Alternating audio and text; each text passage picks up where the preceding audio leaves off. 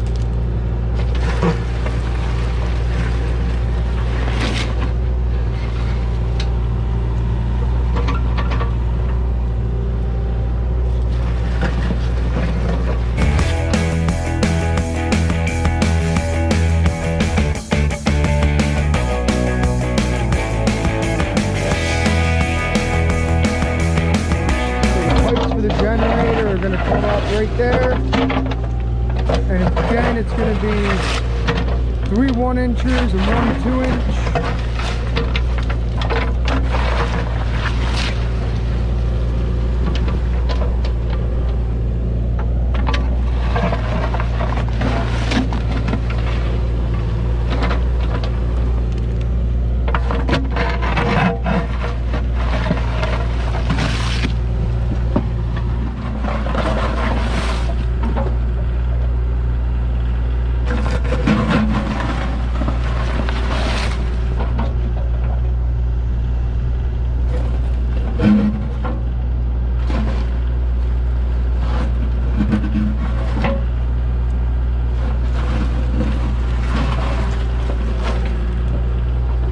There is where we're going to end up stubbing up our pipes. Again, 3 1-inchers and 1 2, and then in ground.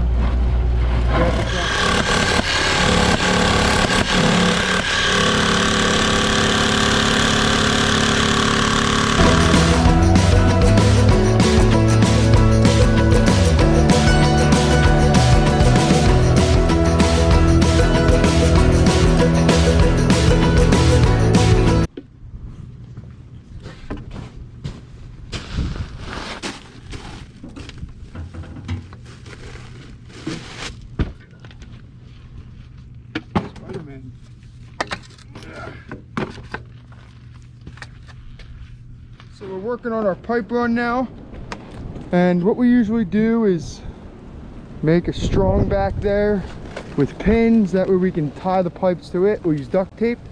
That way these pipes can't move while we're backfilling.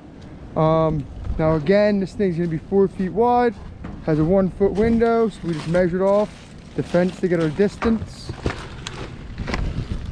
Now down on this side, we have a piece of strut on there with some tap cons of the concrete, and we'll be adding 2 more 1-inchers. So we've had a few people on the channel ask us about how we do grounding and how we do our CAD weld shots. So we're gonna go over that. So first things first is what you need, and that's the molds. You have all different types of molds depending on what you're doing. That one there's for a ground rod. That one there's an H-tap, just a connection, all number 2 tin, and 5/8 copper ground rod only. Now, if you were going to be welding to a metal surface, it's flat or round or a post, the molds change entirely, but we're not really going to get into that. Now, there you got some 45 shots, which is for the H-tap mold. Those ones there are 150s for the post mold. Now, we always try to use a C-clamp just to make sure we don't blow out the bottom. Now, another thing to keep in mind is there's kind of rules about grounding. I'm not sure what the rules are everywhere, but in this industry, you can't go any more than 10 feet between ground rods. So we have our ground rod over there in the middle, and we found another one over here. So that's kind of what it is. And then we're gonna H-tap into the existing ground ring here, and there's 2 dead whips we found. So guys, to do this, you want to start with everything you need where you're working. And we have one number 2 tin here. And now what we like to do is not use as many shots as a lot of guys do. And we try to make use out of everything so we don't waste material. So here, gonna fish these in through there. It grabs in the holes there. Every mold I've ever seen has 2 holes. Just like so, slide it on the ground rod.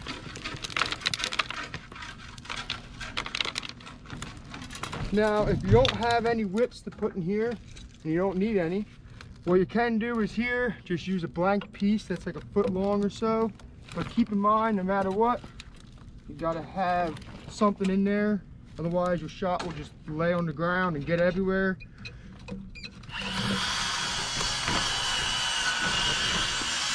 Now we're going to put something under it in case it does blow out. You don't burn through our pipe.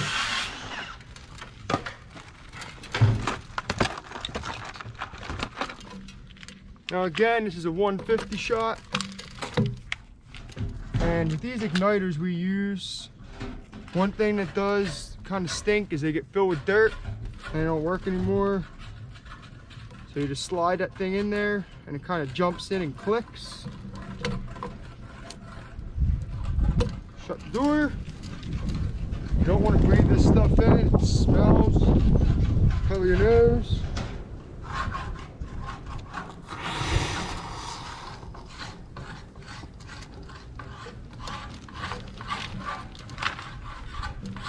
Let it cool for 2 seconds or so. Again, be really careful. It's hot.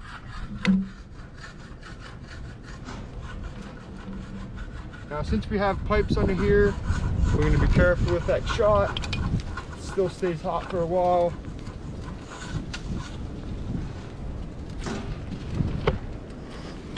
But that there, guys, is a perfect shot. And like I said, that'll melt your boot, so be careful. Now,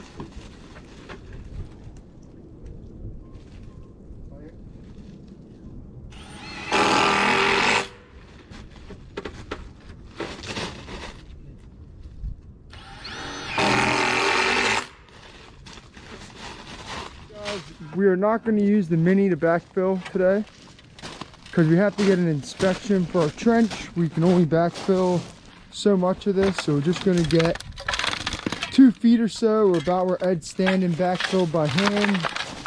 We're going to push back some of the stone, then carry our forms over here.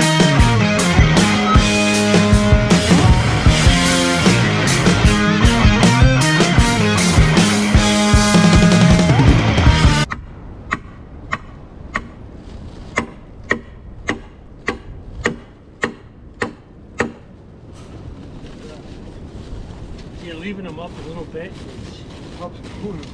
So key. Corners. Square. Where you hold the foot? 1 foot. 141 3/4. Hold on. Back on there? Yeah. Pulling tight. 141 1/4. 141 1/4? Yes, sir.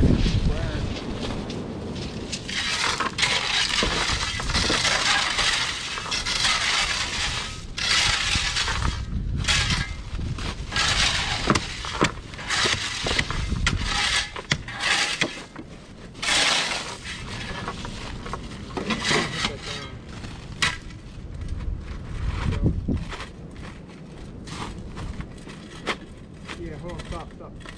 Good. Jump for me. So it bounce. Well, time to work on our steel now. It's all going to be number 5 rebar, 1 foot centers, 3 inches of clearance around the whole outside, the top, the bottom, and all the way around the window. Now the window on this one is only going to be 1 foot, which typically we put them in a little bit bigger than that, but this job they don't want one like that. So again, the rebar is all cut 3'6", and the pad's 4 foot wide, and the long rebars are cut to 9'6", and the pad's 10 foot, and that gives us 3 inches of clearance.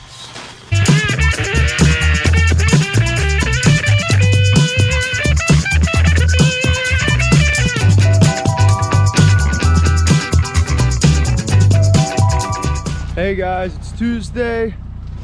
Last night we got everything ready for our inspection this morning, and yeah, it's cold out here, it's snowing. We had to put a concrete blanket down so we don't fail our inspection. Concrete's at 10 o'clock. That's what we got for our rebar on this side of the pad. The pad's perfectly level, and then there's our window with our pipes coming up. We use this 2x4 just to keep that box where we want it. Now this one here is going to be another port with the 303, because there's no way to get in here with the truck. Even if we take the fence down, that transformer is still in the way.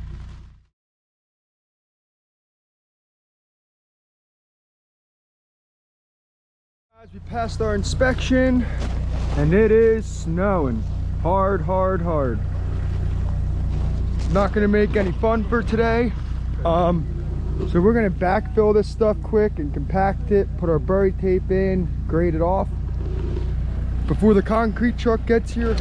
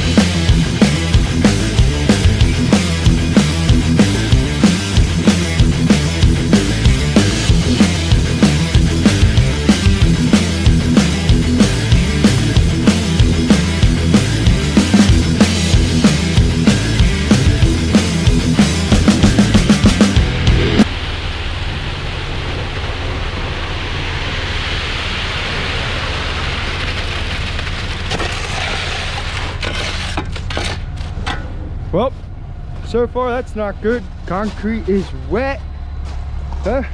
We might be here for a while, guys. Now, we did order this thing at a force lump. Clearly that is not a force lump. And we have 2% non-chloride accelerator in there to help set up quicker because it's so cold.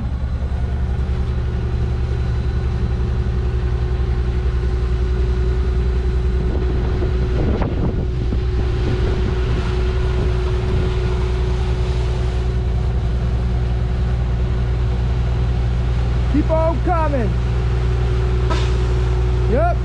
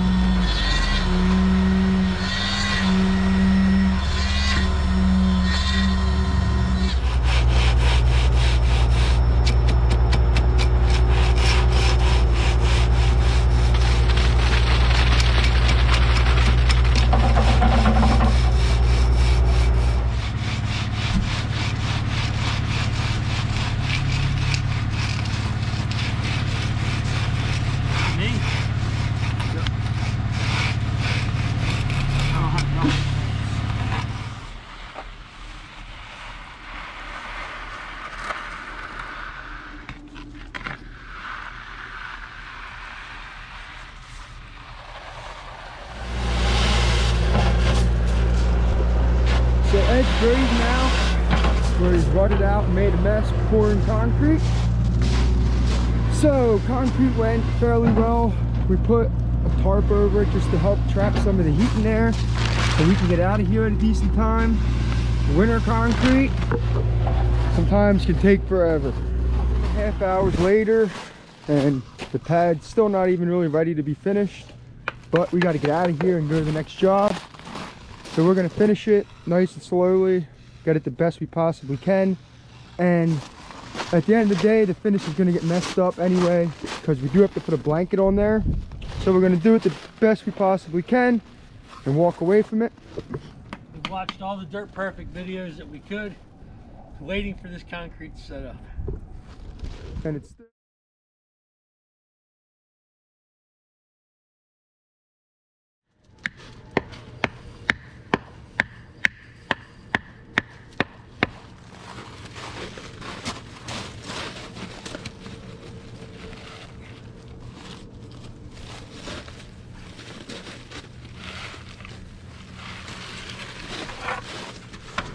all right, so this one's all wrapped up. We even stripped the forms. Now, since it's as cold as it is, we're gonna throw a concrete blanket on it to keep it warm keep all the temperature we can inside of it. Because the concrete freezes, might as well get the jackhammer. Hey guys, we're on day 3 out here in Altoona, and we're on our second job. Yeah, it's snowing again, miserable. It's about 25, 26 degrees right now. So we're gonna be doing pretty much the same exact thing as we did on the last one. We're putting a generator pad in here. The pipes are gonna run in and around. We might try to go in through here. We might just try to go around. We'll see what obstacles you run into. So at the end of the day, well, we're gonna get on. We're gonna stub up the pipes right in that area there. Hey, as always, Brad, you want to say hi to YouTube? Say hi, YouTube. PMs. That's Brad. He's the man. So let's get started, guys.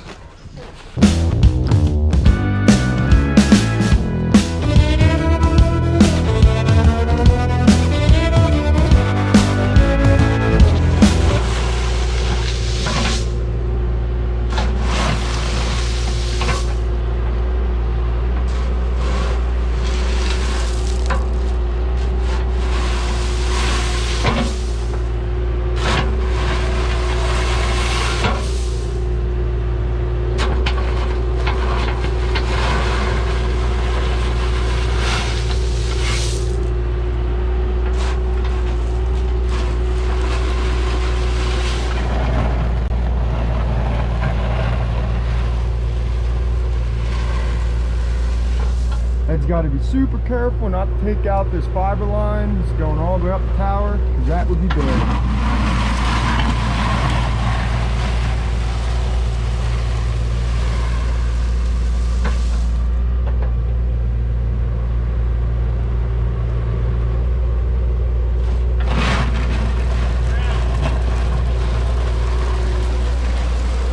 Yep.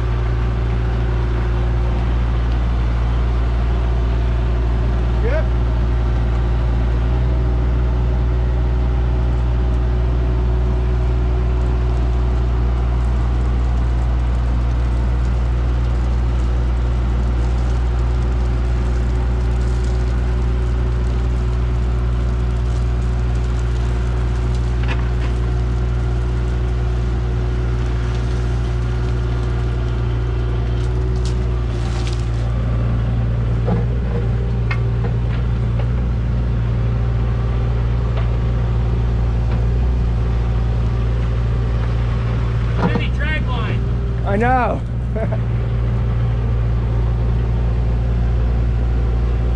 So the reason Ed's doing it like that is because you can't really use his boom too much, because it'll hit those top fiber wires just like he was over here. So that's a little trick for you guys if you're in a tight area overhead. And what he did was he did dig a little hole here just to kind of fill in, so he didn't have to do what he's doing, dumping every scoop. He could get a couple and then bale some dirt.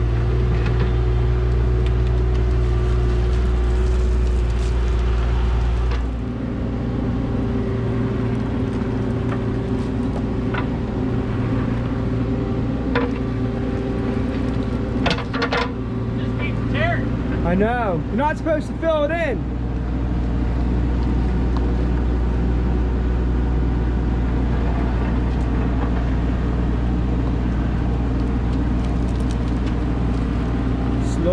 Slow digging, guys.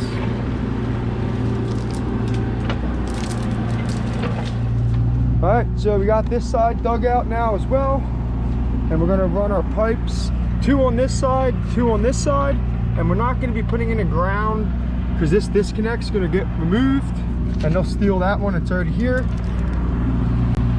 Now, I had to cut these grounds out of Ed's way, so I'll have to reattach them at the end of the day.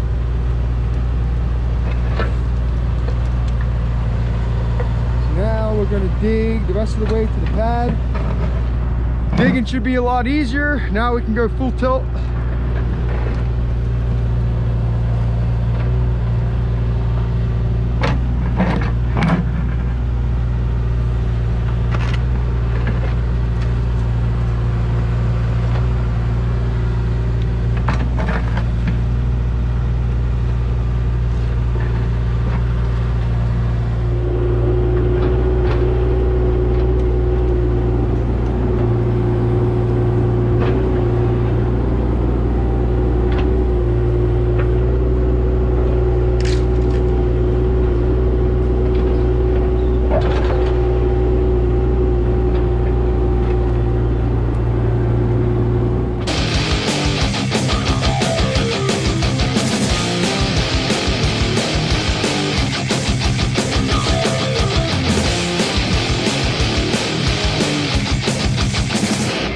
So we laid it out again to confirm exactly where that window is going to be, and it's right there.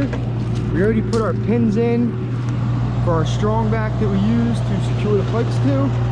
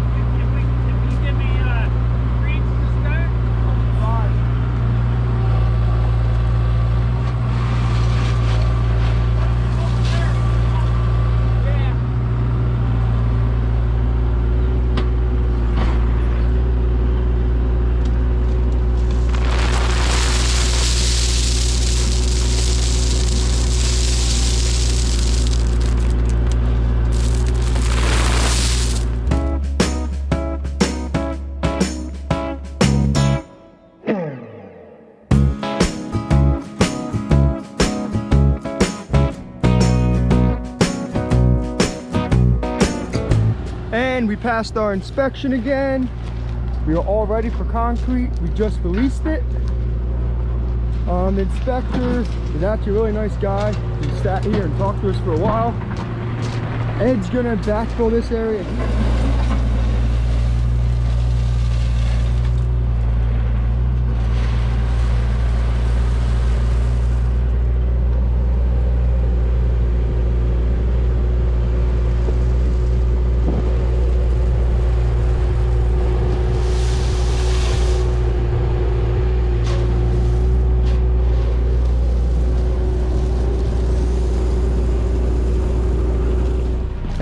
concrete has finally arrived. So right now, guys, it is almost 4 o'clock. It's cold. We're gonna be working in the lights, so bear with us.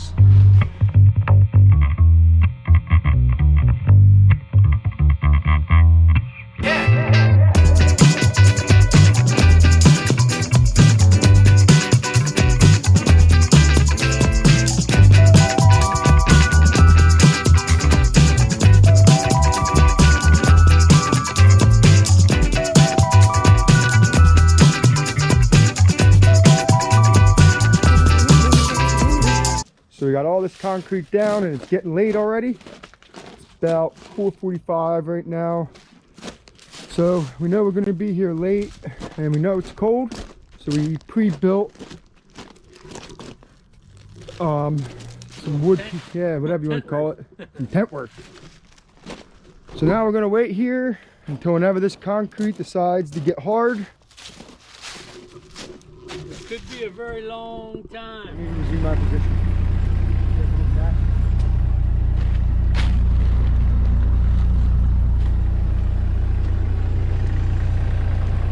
All right, guys, update on the concrete.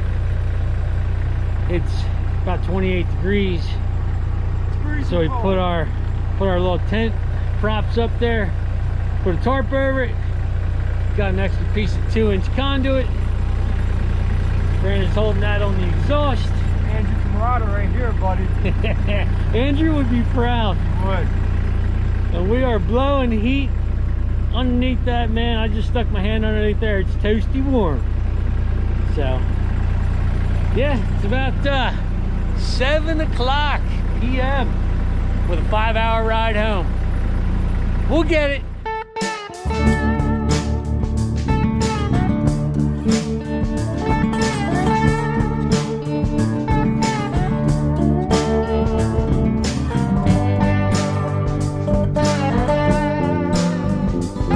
Well, we got it all finished and it doesn't look bad at all. We're pretty happy with how it turned out. But man, I mean, what are we, 5 hours into this pad, Ed? About that? It's like 3:30. Yeah. So now we're gonna cover this thing up quick, load the Mini, and start heading to the hotel. Thanks for watching, guys. Please like and subscribe. See you guys.